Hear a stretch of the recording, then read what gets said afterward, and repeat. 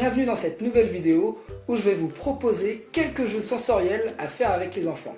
Alors pourquoi suis-je content de vous présenter ces jeux-là? Tout simplement parce que depuis assez longtemps, j'ai mon attention qui est focalisée justement sur les enfants, notamment à travers mon parcours professionnel. Très jeune, et d'ailleurs ça a été mon premier boulot, j'ai fait animateur, j'ai fait de l'animation dans les centres aérés et dans les colonies de vacances, et j'ai passé mon BAFA. Et après 4 années à avoir parcouru les amphithéâtres de la faculté, j'ai passé mon diplôme d'éducateur spécialisé et là ça fait depuis 10 ans du coup que je suis éducateur spécialisé et que j'ai travaillé notamment avec des enfants. J'ai donc eu l'occasion d'expérimenter ces petits jeux dans ma vie personnelle à travers mon enfant, mais aussi à travers les enfants des autres amis, et aussi dans le cadre professionnel, dans des activités bien spécifiques. Et justement aujourd'hui, mon attention est un petit peu plus focalisée sur des jeux autour des sens, des jeux sensoriels, mais aussi des émotions, etc. Et donc, un des premiers objectifs de ces exercices-là est déjà de favoriser les interactions avec ces enfants, de passer du temps avec ces enfants, de ne pas seulement les laisser jouer seuls. Certes, ils ont besoin de temps seuls pour stimuler leur imaginaire, leur créativité, pour exprimer des choses, pour évacuer, pour être tranquille simplement.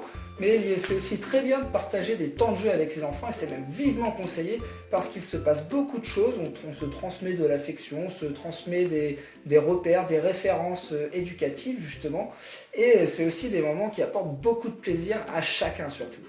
Et ensuite, comme vous l'avez compris, un des autres objectifs, c'est de travailler autour des sens, de savoir les identifier, de savoir mettre des mots dessus, de connaître le vocabulaire, développer son vocabulaire dans le champ lexical de chaque sens. Mais il y a aussi des sous-objectifs que l'on peut trouver, comme travailler l'attention, travailler la concentration, travailler la mémoire. Mais tout ça, je vous l'expliquerai un petit peu au fur et à mesure des jeux que je vais vous présenter. Aujourd'hui, je vais vous en présenter 3. Et le premier jeu sensoriel que je vous propose est la tarte aux pommes. Pour ce jeu, il n'y a pas d'âge pour commencer. Même si votre enfant n'est pas en capacité de comprendre ce que vous allez lui dire, ce que vous allez faire dans le jeu va justement apaiser votre enfant, lui apporter du bien-être. Et vous pouvez faire ce jeu-là jusqu'à n'importe quel âge, jusqu'à ce que l'enfant le réclame. Vous pouvez même le faire évoluer et trouver des variantes au fur et à mesure dans le temps. Alors ce jeu-là, on va plutôt le proposer à son enfant dans un contexte de retour au calme, pour l'apaiser, pour l'aider à retrouver une certaine forme d'apaisement. On peut par exemple inclure ce jeu dans le rituel du coucher du soir, ou pour préparer à la sieste, ou animer un temps calme. La première fois, si l'enfant ne connaît pas le jeu, vous pouvez justement introduire le jeu en demandant à l'enfant s'il connaît la recette de la tarte aux pommes. Ensuite, selon ce qu'il répond, vous allez rebondir et proposer à l'enfant justement votre recette de la tarte aux pommes. Et pour cela, vous allez lui demander de s'allonger sur le dos ou sur le ventre. Il doit avoir les bras le long du corps, vous pouvez l'aider à s'installer et les jambes légèrement écartées. Bien évidemment, dans le respect de l'enfant et de son corps, que ce soit votre enfant ou pas, il faut lui expliquer le jeu et dans quelles conditions ça va se dérouler, quelles parties du corps sont concernées par le jeu et qu'il va y avoir des contacts avec.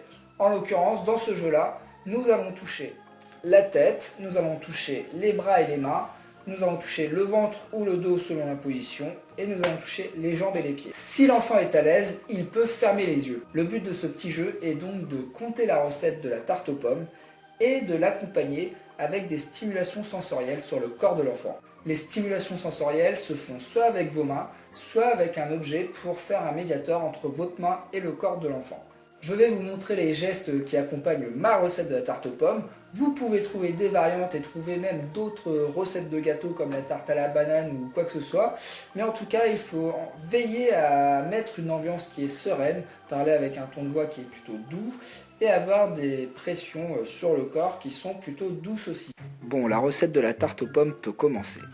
Votre enfant est la pâte. Demandez-lui de s'installer soit sur le dos, soit sur le ventre. La première étape de la tarte aux pommes est d'étaler la pâte. Vous pouvez expliquer à l'enfant que plus vous roulez la pâte, plus la pâte se détend. Son corps doit devenir tout mou. Vous pouvez aussi utiliser n'importe quel objet qui ressemble à un rouleau à pâtisserie pour faire le médiateur entre votre corps et celui de l'enfant. Après cela, vous pouvez faire le test de la détente, comme ceci. Il doit être tout mou, se laisser tomber le bras. Une fois la pâte bien étalée et détendue, vous pouvez faire les petits trous à l'aide de votre fourchette. soit vous utilisez vos mains, soit vous utilisez un objet. Vous reproduisez donc ce mouvement sur le ventre ou sur le dos, sur la tête, sur les bras et sur les jambes. Une fois que vous avez perforé l'ensemble de la pâte, nous passons à l'étape suivante. Il faut maintenant étaler de la compote sur la pâte. Veillez à en étaler bien partout et être tout doux. Les enfants sont souvent vigilants à ce que vous n'oubliez pas un membre du corps ou une partie. Ensuite, il va falloir déposer les morceaux de pommes. Vous pouvez là aussi utiliser un autre objet qui ressemble et qui pourrait laisser la sensation d'un morceau de pomme sur la peau. Vient maintenant le moment de saupoudrer de sucre. Ici, j'utilise les doigts de cette manière, mais on peut aussi envisager de souffler légèrement sur le corps de l'enfant pour imager la légèreté du sucre. La tarte est prête, nous pouvons la mettre dans le four. Ici, je l'enroule dans sa couette, mais on peut imaginer avoir un petit plaid à côté pour faire la porte du four. Ensuite, on pourrait imaginer de souffler de l'air chaud sur le corps de l'enfant pour simuler le four qui chauffe. Dans tous les cas, la tarte est cuite, il va falloir la sortir du four et souffler dessus pour la faire refroidir. À partir de là, je vous laisse imaginer vos propres scénarios pour finaliser le jeu. Moi ici, je me coupe une petite part de tarte aux pommes et je le surprends en le croquant. Que cela apporte-t-il à votre enfant ?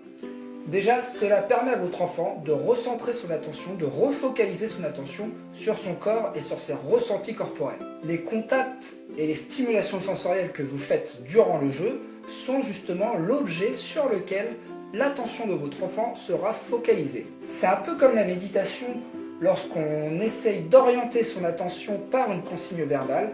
Ici, il va être plus facile pour l'enfant de focaliser son attention sur les ressentis corporels justement par la stimulation sensorielle. Ensuite, tout l'accompagnement verbal que vous allez faire, et c'est pourquoi il est important de bien choisir ces mots, vont permettre à votre enfant, vont participer à identifier les différentes parties du corps, à mettre des mots dessus, et indirectement, vous travaillez donc le schéma corporel de votre enfant. Ensuite, cela va permettre de stimuler, jouer avec l'imaginaire de votre enfant, là dans l'univers de la tarte aux pommes et de la cuisine. On ne sait pas quelles images peuvent se projeter les enfants lorsqu'on leur conte ce genre d'histoire. Ensuite, un des objectifs est forcément la recherche du calme, de l'apaisement.